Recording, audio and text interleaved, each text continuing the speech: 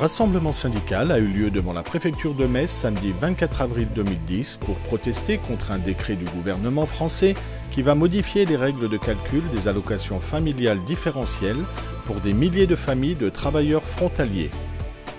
Nous avons demandé à Nico Clément, membre du bureau exécutif de l'OGBL, de nous expliquer en détail les raisons de ce rassemblement. On est aujourd'hui devant la préfecture, ensemble avec la CGT française pour manifester, pour nous rassembler et pour manifester contre cette mesure draconique envers les frontaliers français du gouvernement français qui consiste à enlever tout simplement, pur et durement, la page du calcul des allocations différentielles.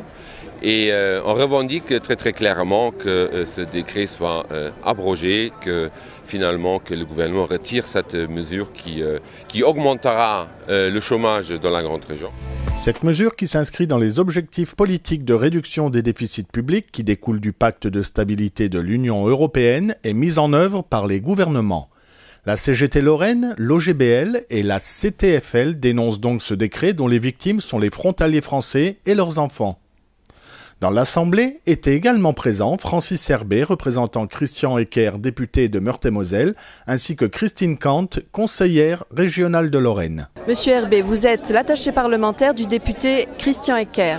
Quelle est la raison qui vous amène aujourd'hui devant la préfecture de la Moselle ? En fait, donc, c'est pour représenter Christian Ecker qui est retenu par ailleurs, qui a rencontré le collectif des frontaliers dès le mois de janvier, quand la question de l'ADI s'est posée.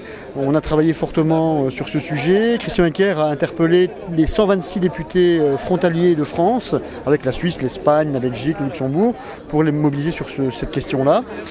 Et puis on a aussi interpellé Madame Morano et le ministre de l'Emploi sur ce sujet, en demandant dans un premier temps la suspension immédiate du décret, donc ça c'était au mois de janvier, en lien avec Jean-Pierre Masseret qui a aussi interpellé Madame Morano. Nous avons aussi, par l'intermédiaire de Christian Ecker, solliciter les différents élus pour pouvoir discuter fermement sur cette question qui vraiment est dans une situation de crise, pose des problèmes graves puisqu'en fait lors de l'intervention de Nico Clément, il l'a bien dit, ça va à la fois créer du travail au noir, ça va mettre des travailleurs frontaliers en difficulté qui vont peut-être pour certains arrêter de travailler parce que ça leur coûtera certainement moins cher de rester à la maison.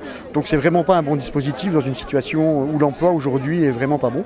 Donc la situation de l'emploi est pas bonne. Je pense qu'actuellement l'emploi est très menacé partout.